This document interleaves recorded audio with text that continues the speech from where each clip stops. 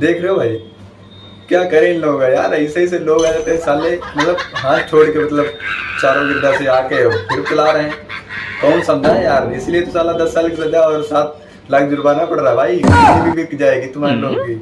अबे भाई, इन लोगों के चक्कर में जो दूसरे ड्राइवर हैं उनको भी साली प्रॉब्लम हो रही।